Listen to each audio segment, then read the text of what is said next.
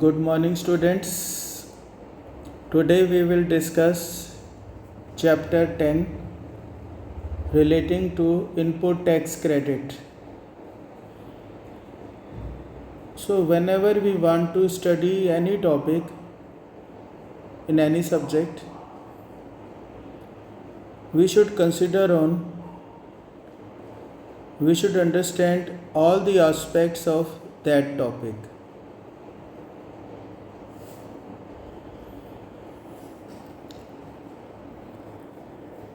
तो जब भी हम कोई टॉपिक को समझते हैं तो हम उसके 5 क्वेश्चंस रेज करेंगे अपने आप से। What, why, when, where and how. अगर हम व्हाट की बात करते हैं, we will be able to understand the features of that topic, the definitions of that topic. Why denotes the objective of doing that topic, the significance. When and where shows the applicability on places, situations, circumstances, persons. Then how से हम समझते हैं उसका process. Then we should know its benefits, its limitations or disadvantages, the cause of doing that, its history and impact on other things, and then we should do examples of that topic and then relevant sections applicable to that topic. तो सबसे पहले हम समझते हैं what is input tax credit. Input tax credit से यहाँ मतलब है इनपुट जीएसटी क्रेडिट। अब सपोज़ करिए एक कंपनी है आरआरडी लिमिटेड, ये मैंने शॉर्ट फॉर्म ली है रेगुलर रजिस्टर्ड डीलर की। तो आरआरडी लिमिटेड एक रेगुलर रजिस्टर्ड डीलर है जो जीएसटी में रजिस्टर्ड है। तो अब वो परचेजेस करती है फ्रॉम अनरजिस्टर्ड डीलर, तो क्या उसको इनपुट टैक्स क्रेडिट मिलेगा? क्या जो अनरजिस्टर्ड डीलर है वो जीएसटी कलेक्ट कर सकता है या चार्ज कर सकता है? बिल्कुल भी नहीं। तो अगर एक रजिस्टर्ड डीलर एक अनरजिस्टर्ड डीलर से परचेजेस करेगा तो वो कोई जीएसटी पे नहीं करेगा। तो नेचुरल है जब उसने कोई जीएसटी पे नहीं किया तो वो उसका क्रेडिट भी नहीं ले सकता। सेकंड सिचुएशन है कि वो परचेजेस करता है फ्रॉम अ डीलर जो रजिस्टर्ड तो है जीएसटी में लेकिन वो कंपोजिशन स्कीम में रजिस्टर्ड है, जिसको मैंने कहा dealer registered under composition scheme. तो अगर वो उससे परचेज करेगा तो कंपोजिशन डीलर को ड्यूटी तो देनी पड़ती है, जीएसटी तो देना पड़ता है, लेकिन वो उसे इनवॉइस में सेपरेटली चार्ज नहीं कर सकता। तो जो वो 1% या 5% या जो भी वो जीएसटी पे करता है, it is part of the sales value. वो अलग से उसको इनवॉइस में शो नहीं कर सकता, अलग से वो बायर से या रिसिपिएंट से उसको चार्ज नहीं कर सकता। तीसरी सिचुएशन है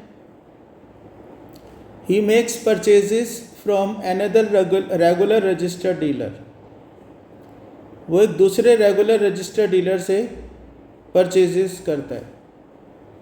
तब उस केस में उसने जो जीएसटी पे किया है अपने सप्लायर से, तो उस केस में वो उसका इनपुट टैक्स क्रेडिट क्लेम कर सकता है, लेकिन उसके लिए कंडीशंस गिवन है। वो कंडीशंस हम समझेंगे तब वो जीएसटी क्लेम कर सकता है। और जब वो क्लेम करेगा तो उसका बेनिफिट क्या है? बेनिफिट ये है कि वो सेल करेगा किसी भी थर्ड पर्सन को, तो जो उसने इनपुट जीएसटी पे किया है वो एडजस्ट हो सकता है टुवर्ड्स आउटपुट जीएसटी पेबल।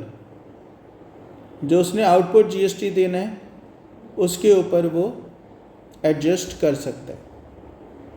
जो भी वो सेल करेगा उसके ऊपर उसे आउटपुट जीएसटी देना होगा, आउटपुट जीएसटी पे वो इनपुट जीएसटी लेस करके बैलेंस ही अमाउंट वो गवर्नमेंट को डिपॉजिट करेगा। आगे बढ़ने से पहले हम एक चीज़ और समझ लेते हैं कि जीएसटी एक्ट में गवर्नमेंट का ऑब्जेक्टिव क्या है। Government objective is to collect proper amount of GST on all supplies made in accordance with law. तो प्रॉपर अमाउंट से यहाँ मतलब है कि ना तो सप्लायर्स इसमें कम जीएसटी जमा करें और ना ही ज़्यादा जीएसटी गवर्नमेंट चार्ज करे।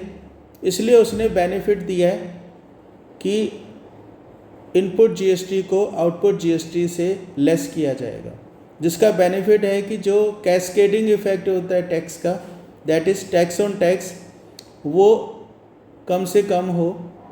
पूरा तो नहीं ख़त्म होता, उसका कारण आगे होगा कि कुछ इनपुट जीएसटी गवर्नमेंट अलाउ नहीं करती, जिसको हम कहते हैं blocked credit.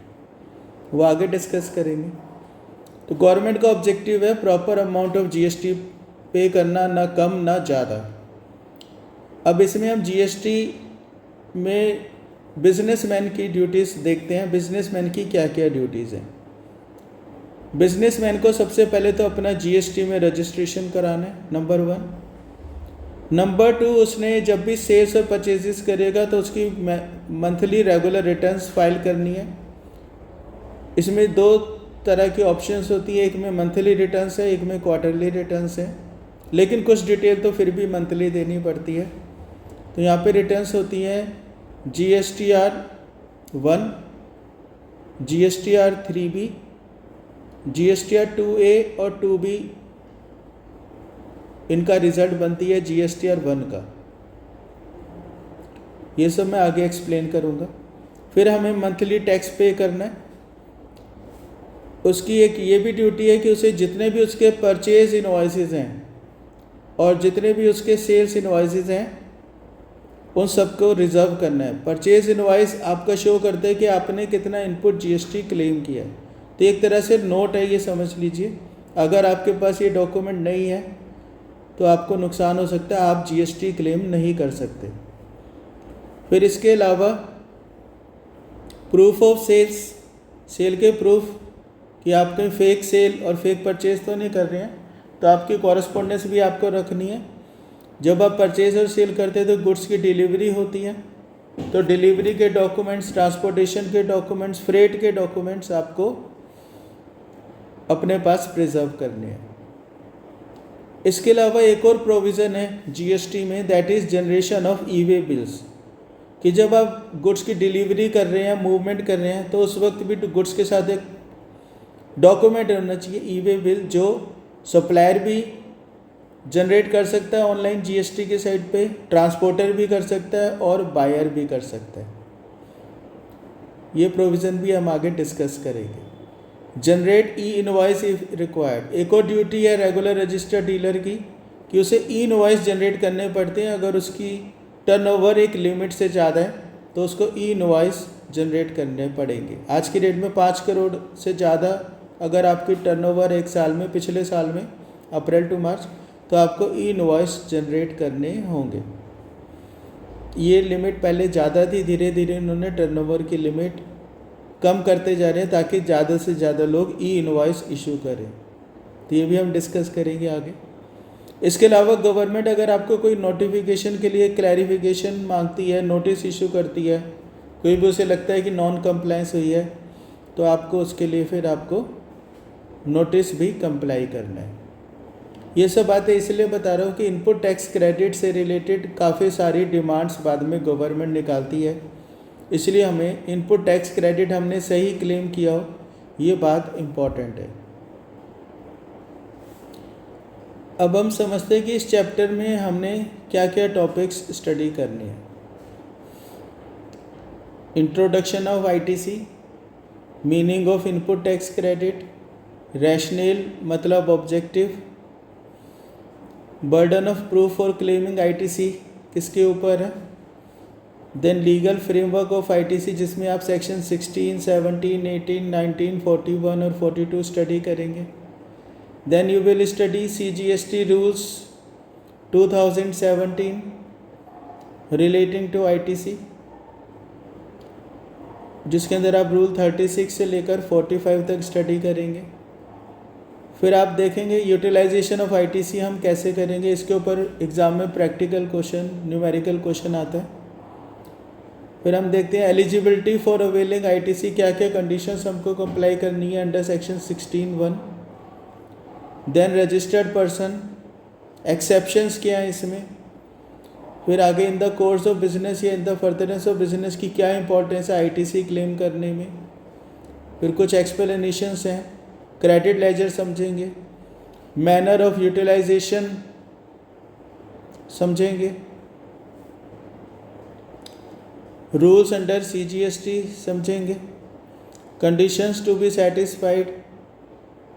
Possession of invoices आपको बताया. तो ये सब काफ़ी डिटेल में चैप्टर है आपका, जिसमें अराउंड छोटे छोटे हम देखेंगे तो अराउंड आपके 118 मिसलिनियस टॉपिक्स हैं. चाहे इसमें कुछ आपके एक एक लाइन के ही होंगे, पर हैं तो इम्पोर्टेंट ही सारे के सारे. तो let us start this chapter.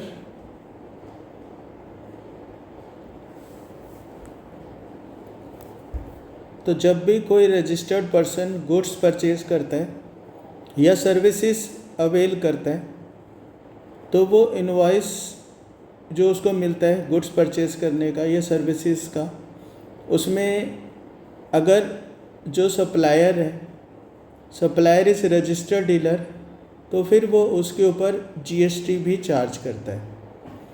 अब ये जो GST है, जो रिसिपिएंट है गुड्स और सर्विसेज का, वो GST किसको पे करेगा. वो ये GST पे करेगा टू द सप्लायर, जिससे उसने गुड्स परचेज किए या सर्विसेज हायर की. और सप्लायर फिर इस GST को गवर्नमेंट को पे करेगा. इस सिस्टम को हम कहते हैं फॉरवर्ड चार्ज मैकेनिज्म या नॉर्मल चार्ज मैकेनिज्म.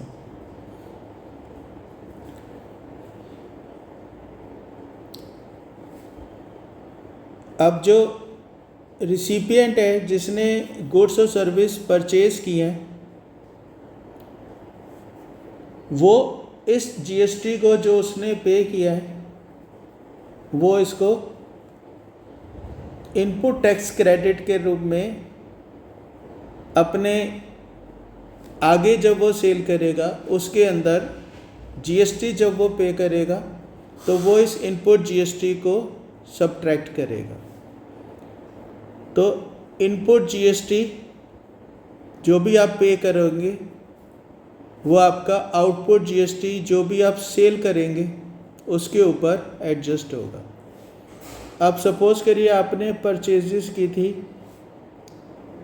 10 लाख की और उस पर 1,80,000 रुपये GST पे किया, और आपने सेल की है 20 लाख की और उस पर आपको 3,60,000 रुपये GST पे करना है 18% से.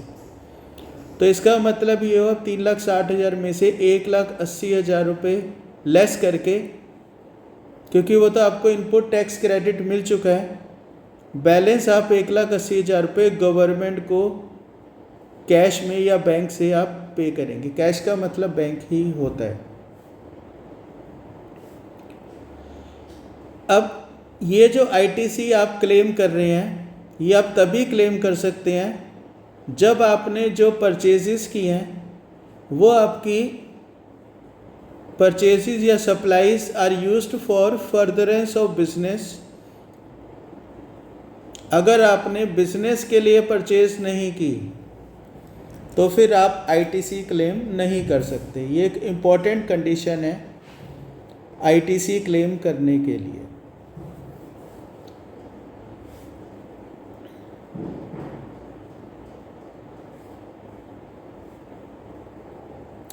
अब ये ITC ना सिर्फ आपको स्टॉक या फिनिश गुड्स या रॉ मटेरियल बल्कि आपको कैपिटल गुड्स मतलब फिक्स्ड एसेट्स परचेज करने पर भी मिलेगा।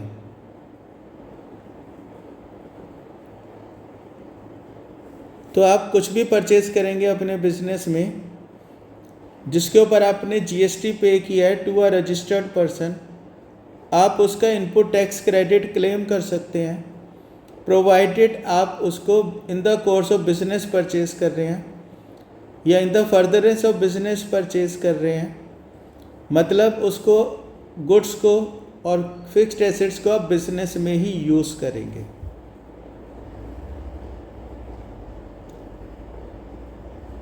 Now we understand meaning of input tax credit. Under section 2 subsection 63 input tax credit का मतलब है credit of input GST tax, और 2 sub 62 में कहा गया कि इसमें आपका हर टैक्स आएगा, central tax, state tax, integrated tax, union territory tax, charged on any supply of goods or services or both made to a registered person but does not include tax paid under composition levy, मतलब composition scheme वाला tax का ITC credit आपको नहीं मिलेगा। It shall also include integrated goods and service tax which is charged on import of goods, tax payable under section 9(3) and 9(4) of the CGST Act, tax payable under section 5(3) and 5(4) of the IGST act. इनके ऊपर आप input tax credit claim कर सकते हैं, और इसमें include होगा tax payable under section 9(3) and 9(4) of the respective SGST act, tax payable under section 7(3) and 4 of the UTGST act. तो ये सब आपके ITC का पार्ट है।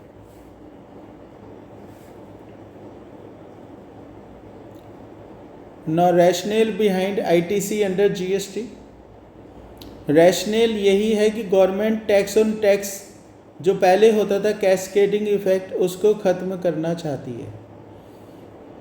अगर टैक्स भी हम कॉस्ट का पार्ट मान लेंगे तो फिर उसके ऊपर फिर से टैक्स लग जाएगा। तो इसको मैं एक बड़े छोटे एग्जांपल के साथ आपको समझा देता हूँ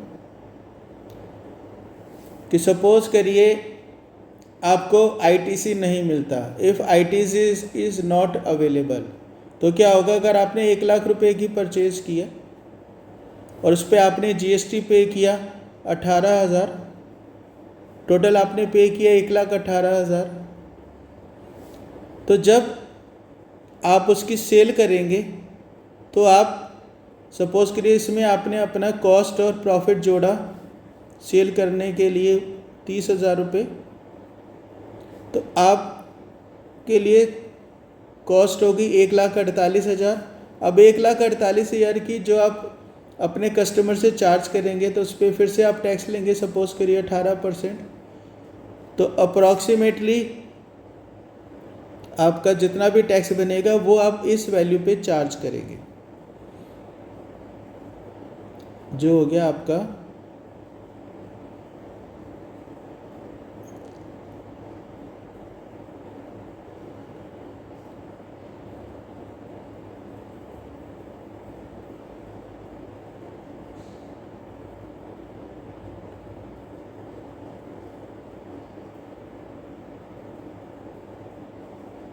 26,640।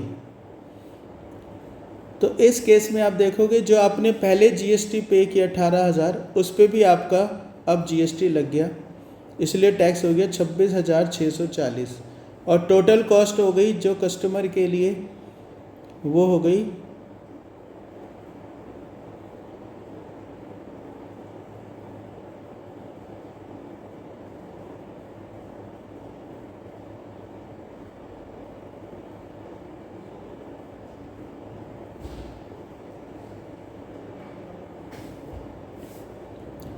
1,74,640।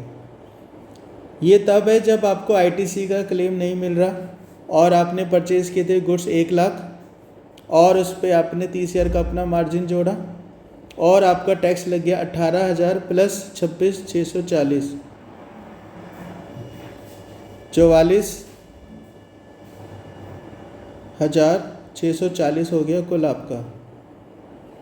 44,640 आपने खुद कुल जीएसटी पे किया। लेकिन अगर आपको आईटीसी क्रेडिट मिलेगा तो आप परचेज को अलग रखेंगे और जीएसटी अमाउंट को अलग रखेंगे कि आपने परचेज किया तो 1,00,000 का, इस पे 18,000 रुपये आपने जीएसटी पे किया, फिर आपने 30,000 रुपये अपने अलग जोड़े, तो 1,30 पे आपका टैक्स बनेगा 18% से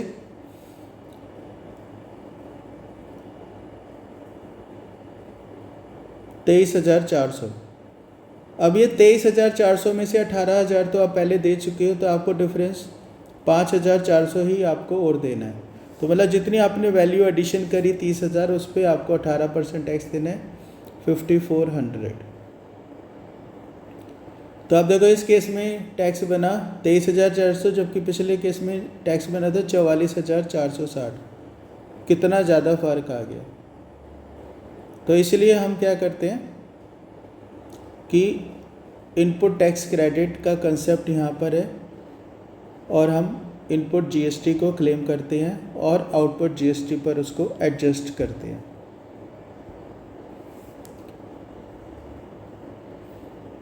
अब ये आईटीसी जो आप क्लेम कर रहे हैं, ये आपको ही प्रूव करना है कि आप इसके लिए एलिजिबल है। आपके पास ही इसके लिए पूरे सपोर्टिंग डॉक्यूमेंट्स होने चाहिए ताकि आप आईजीएसटी को, इनपुट टैक्स क्रेडिट को क्लेम कर सके।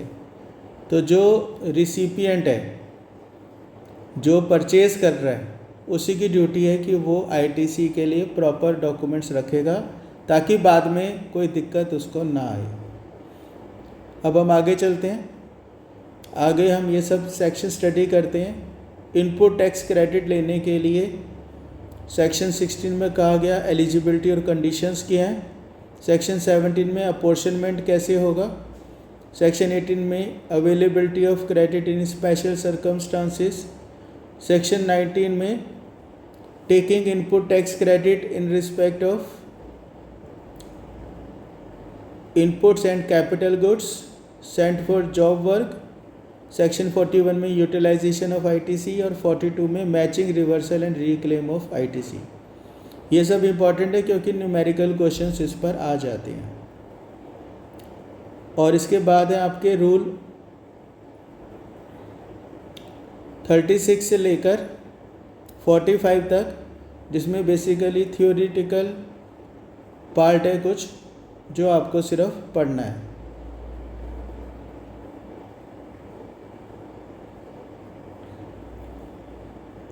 तो अब हम समझते हैं eligibility for availing ITC under section 16(1). तो इसमें कई सारी कंडीशंस बताई गई हैं जो कि अब हम समझते हैं। तो पहले सेक्शन 16(1) को स्टडी कर लेते हैं। Every registered person shell, subject to conditions and restrictions as may be prescribed and in the manner specified in section 49, be entitled to take credit of input tax charged on any supply of goods or services or both to him which are used or intended to be used in the course of or furtherance of business, and the said amount shall be credited to the electronic credit ledger of such person। तो इसमें क्या क्या बातें बता दी important, वो समझते हैं। सबसे पहले तो इसमें लिखा है रजिस्टर्ड पर्सन, कि इनपुट टैक्स क्रेडिट कौन क्लेम कर सकते हैं, जो रजिस्टर्ड पर्सन हो और रेगुलर रजिस्टर्ड हो और जो कंपोजिशन स्कीम में रजिस्टर्ड ना हो, तब वो इनपुट टैक्स क्रेडिट क्लेम कर सकता है। बस सेक्शन 49 की कंडीशंस को हमने ध्यान में रखना है।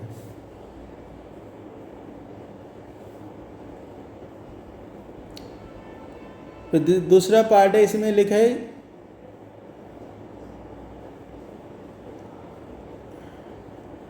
किस चीज़ के ऊपर इनपुट टैक्स क्रेडिट लेगा, तो वो यहाँ पे मेंशन्ड है, be entitled to take credit of input tax credit, input tax charged on any supply of goods और सर्विसेज और both to him which are intended to be used in the course of furtherance of business। तो जो उसने pay किया है GST goods और services की supply पर in the course of business और in the furtherance of business, ये चीज़ बड़ी इम्पॉर्टेंट है। अगर आप अपने घर के लिए कोई सामान खरीदते हैं और उसके ऊपर जीएसटी पे करते हैं, तब आप उसके लिए एलिजिबल नहीं है कि आप उसको बिजनेस में इसका इनपुट टैक्स क्रेडिट क्लेम कर सकें।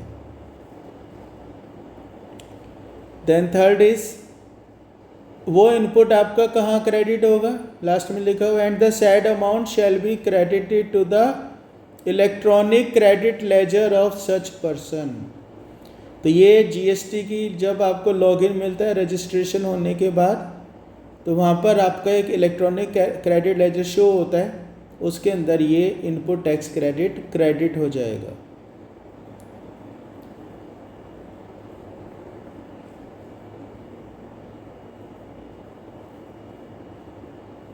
फिर इसके बाद हमने इसको यूटिलाइज कैसे करना है इनपुट टैक्स क्रेडिट को, तो वो बताया गया सेक्शन 49 में, जो हम आगे डिस्कस करेंगे। और जो भी रूल्स वगैरह हैं 36 to 45 वो हम यहाँ पर कंप्लाई करेंगे। Now we come to section 16 sub section 2, conditions to be satisfied for availing ITC. तो इसके लिए ये there are 6 important conditions specified in 16(2), इनको डिटेल में ज़रा देखते हैं। First condition is possession of tax invoice or debit note. Second is furnishing and communication of details. Third is ITC is not restricted. Fourth is receipt of goods and services. Fifth is payment of tax to the government. And sixth is furnishing of valid return under section 39. तो इन 6 points को कैसे याद रखेंगे, तो पहले में याद रखना अपने टैक्स इनवॉइस, दूसरे में कम्युनिकेशन, तीसरे में नॉट रेस्ट्रिक्टेड, फोर्थ में रिसीट ऑफ गुड्स, फिफ्थ में payment of tax and sixth में फर्निशिंग ऑफ रिटर्न। तो invoice, communication, no restriction, receipt, payment and return, ये 6 पॉइंट्स आप इसमें याद रखेंगे। Now we discuss one by one in detail. First is possession of invoice. As per section 16 sub section 2 clause A, no registered person shall be entitled to the credit of any input tax in respect of any supply of goods or services or both to him unless he is in possession of a tax invoice or debit note issued by a supplier registered under this act or documents as prescribed in rule 36। तो 2 documents यहाँ पे बताए हैं जो अगर recipient के पास है, dealer के पास है, एक तो टैक्स इनवॉइस और दूसरा है डेबिट नोट। डेबिट नोट होता है कि जब सप्लायर को एक्स्ट्रा पैसे चार्ज करने होते हैं, सपोज करिए in the form of interest, कि लेट पेमेंट इंटरेस्ट चार्ज करना है, तो वो एक डेबिट नोट इशू करेगा। और एक चीज़ मैं पहले भी कई बार बता चुका हूँ, डेबिट नोट हो या क्रेडिट नोट हो, सब कुछ सप्लायर ही इशू करता है। अब रूल 36(1) में और भी डॉक्यूमेंट्स बताए हैं, क्या क्या डॉक्यूमेंट्स आपके पास होने चाहिए आईटीसी को क्लेम करने के लिए।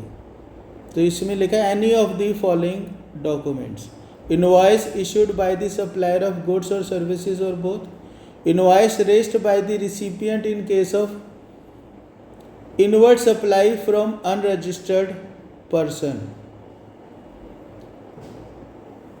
Debit note issued by the supplier of goods और सर्विस और बोथ, बिल ऑफ एंट्री, ये कस्टम्स में होता है, बिल ऑफ एंट्री और similar document prescribed under customs act, input service distributor invoice और input service distributor credit note और any document issued by the input service distributor for distribution of credit, rule 54।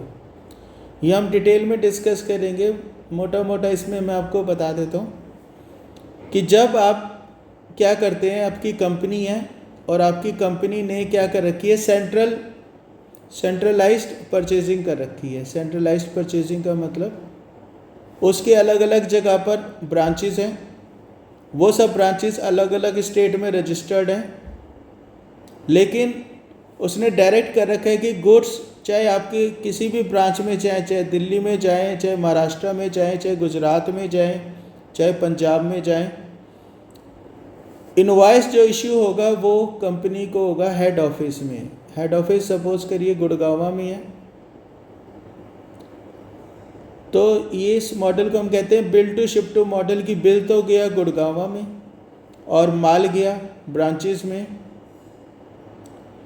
तो इस case में branches जो cell कर रही हैं उनको इनपुट टैक्स क्रेडिट कैसे मिलेगा, तो उसके लिए कंपनी जो है इनको एलोकेट करेगी input tax credit on the basis of their quantity of goods supplied, तो वो इनको इनपुट टैक्स क्रेडिट डिस्ट्रीब्यूट करती है।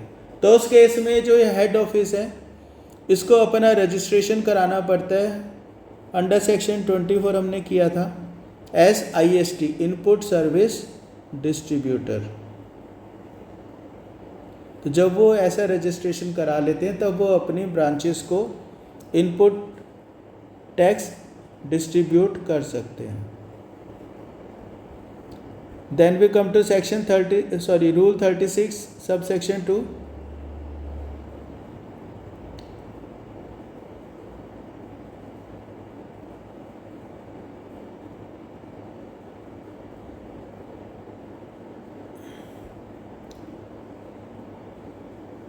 ITC shall be availed by the registered person only if all the applicable particulars as specified in provisions of chapter 6 are contained in the document mentioned in rule 36(1)। कि ITC avail करने के लिए आपके all the applicable particulars वो सब mention होने चाहिए। अब क्या क्या होते हैं वो, इसमें सप्लायर का नाम एड्रेस, रिसिपिएंट का नाम एड्रेस, दोनों के GST नंबर, कौन से गुड्स की सेल की गई है, डेट क्या है, उनकी क्वांटिटी क्या है, उनका HSN कोड क्या है, उसमें रेट क्या है, टोटल वैल्यू कितनी है, कौन सा GST लगाया, कितना कितना अमाउंट का GST है। ये सब चीज़ें जब आप उस इनवॉइस में मेंशन करेंगे तभी आप वो ITC क्लेम कर सकते हैं।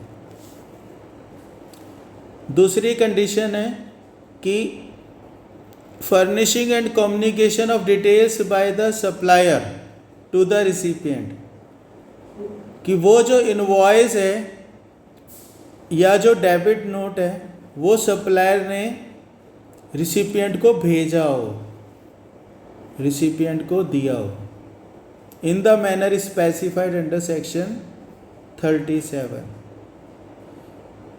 तो वो कैसे कम्युनिकेशन होता है, वो कम्युनिकेशन होता है in the form of GSTR 1। जब सप्लायर सेल कर देता है, जब सप्लायर सेल कर देता है उसके बाद पूरे महीने में, सपोज करिए जनवरी में उसने जितनी भी सेल की है उसको एक रिटर्न फाइल करनी है बाय 11th ऑफ February, मतलब अगले महीने की 11 तारीख तक। अपना लॉगिन करके वो एक GSTR 1 एक फॉर्म है जिसमें वो सारी सेल्स की डिटेल्स को उसमें फिल करेगा कि किस किस पर्सन को उसने सेल किया है। तो वही सारी डिटेल्स जो भी हमने डिस्कस करी जो इनवॉइस में होती है वो यहाँ पे मेंशन करनी पड़ती है कि सप्लायर का GST नंबर, सप्लायर को क्या गुड्स उनकी टैक्सेबल वैल्यू किया है, उन पर कौन सा GST पे किया है, चार्ज किया है, कितना अमाउंट है, उनका HSN कोड किया है। तो वो सब डिटेल्स आपको यहाँ पर मेंशन करनी पड़ती है। तो इसको कहते हैं furnishing and communication of details. जब आप ये GSTR 1 फाइल कर देते हैं तो 14th February को क्या होगा, बायर की लॉगिन करने के बाद बायर को ये परचेजेस शो हो जाएंगी। बायर ने तो परचेज किया ना, तो बायर्स को लॉगिन करने पे उसको एक फॉर्म होता है 2A में उसको ये विंडो उसकी ओपन करेगा वो, तो उसको डिटेल्स आ जाएगी उसने किस किस से परचेज़ किया है। अगर उन सब सप्लायर्स ने टाइम पर 11 तारीख तक रिटर्न फाइल कर दी तो उसको 2A की विंडो में सारे परचेजेस शो हो जाएंगे, तभी वो उनको इनपुट टैक्स क्रेडिट क्लेम कर सकता है। अगर उसमें कोई मिस्टेक है, करेक्शन है, तो वो इन्फॉर्म भी कर सकता है। लेकिन अगर सप्लायर ने 11 फरवरी तक रिटर्न फाइल नहीं की, सपोज कि उसने करी नहीं रिटर्न फाइल, तो फिर उसकी विंडो में शो ही नहीं होगा, तो वो ITC क्लेम नहीं कर सकता। या उसने रिटर्न फाइल करी सप्लायर ने 12 को या उसके बाद, तो फिर वो फरवरी में 14 को नहीं शो होगा, फिर वो अगले महीने जाकर शो होगा। अगले महीने मतलब 14 मार्च को जाकर शो होगा। तो ये मतलब वो फिर अगले महीने ही इसको क्लेम कर सकता है ITC को।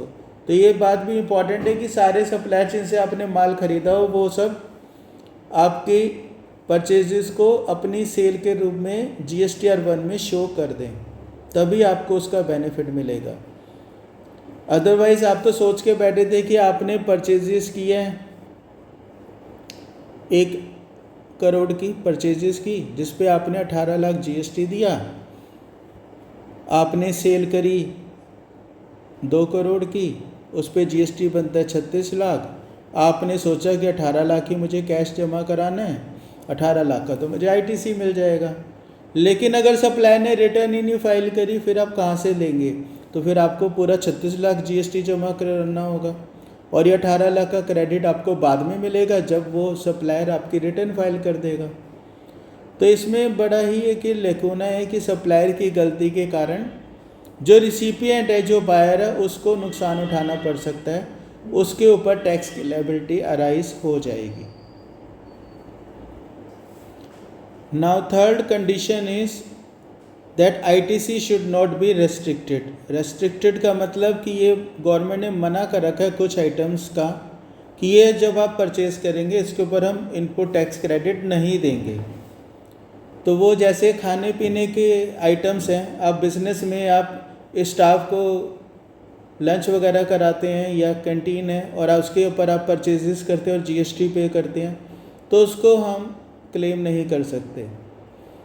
इसी तरीके से कार आपने परचेज़ की है अपने एम्प्लॉयज़ के लिए, तो उसके ऊपर जो आपने GST पे किया उसको हम क्लेम नहीं कर सकते। तो ये सब हम डिटेल में आगे सेक्शन 38 में स्टडी करेंगे।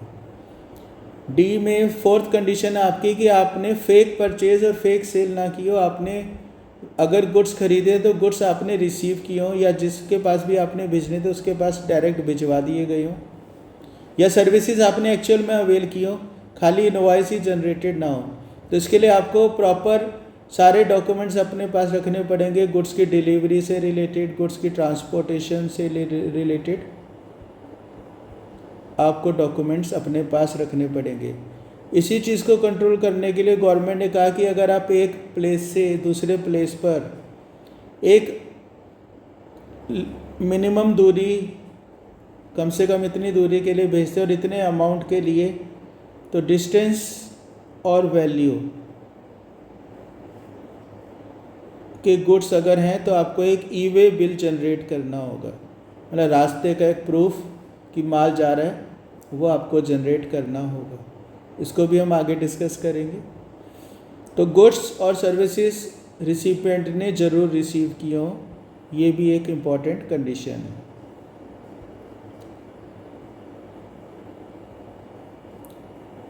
अब इसमें ज़रूरी नहीं है गुड्स रिसिपिएंट ने डायरेक्ट यूज़ किए हों, उसने इंस्ट्रक्शंस दी हो सकती है सप्लायर को कि वो गुड्स को, सप्लायर को रिसिपिएंट ने इंस्ट्रक्शन दी हो सकती है कि वो गुड्स को किसी थर्ड पर्सन को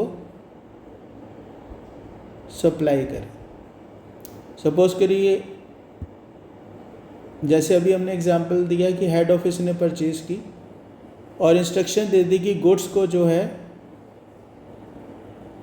बिल हेड ऑफिस को जाए और गुड्स जो हैं वो ब्रांच के पास जाए,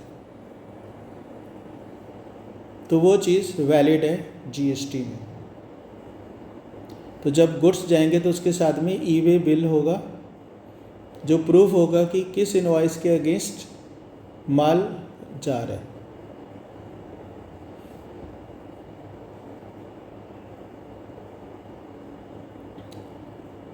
then fifth condition is payment of tax to the government, कि गवर्नमेंट को टैक्स जरूर गया हो। अब गवर्नमेंट को टैक्स कैसे जाएगा? या तो आपने कैश में पेमेंट की हो या आपने आईटीसी को यूटिलाइज़ किया हो, जो आपका वैलिड आईटीसी है उसको आपने यूटिलाइज़ किया हो। तो अगर आपने सपोज करिए सेल करी पूरे महीने में 1 करोड़ की, उस पर आपको 18 लाख रुपए जीएसटी देना है, तो आप इसको सेटिस्फाई करेंगे या तो 18 लाख रुपए कैश जमा कराइए, या फिर आप कुछ आईटीसी आपके पास अवेलेबल है तो उससे आप एडजस्ट कर सकते हैं, और डिफरेंस कैश आपको जमा कराना होगा। बगैर टैक्स पे करे आप एक और रिटर्न आपको भरनी पड़ती है GSTR 3B, वो आप फाइल नहीं कर सकते।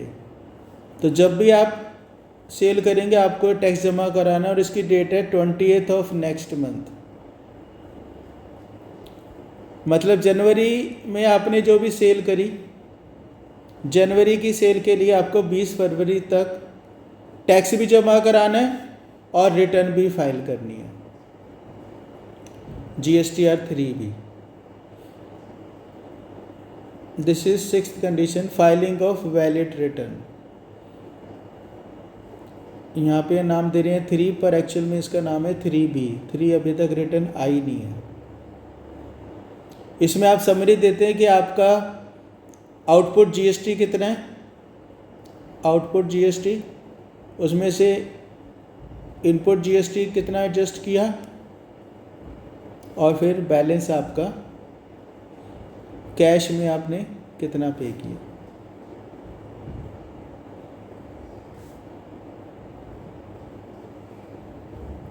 अब इसके ऊपर न्यूमेरिकल क्वेश्चंस हम आगे बाद में डिस्कस करेंगे।